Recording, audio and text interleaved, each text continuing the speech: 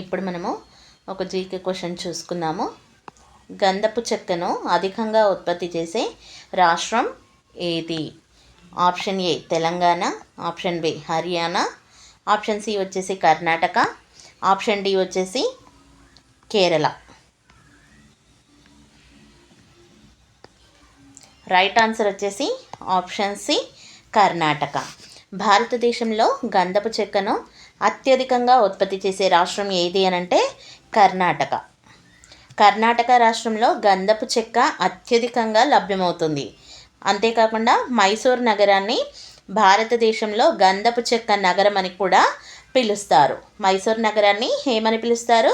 గంధపు చెక్క నగరం. మైసూర్ నగరాన్ని గంధపు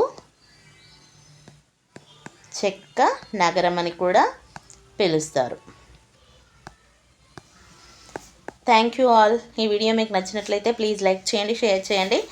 అలాగే మరిన్ని వీడియోస్ కోసం ఈ ఛానల్ని తప్పకుండా సబ్స్క్రైబ్ చేయండి ఫ్రెండ్స్. Thank you all.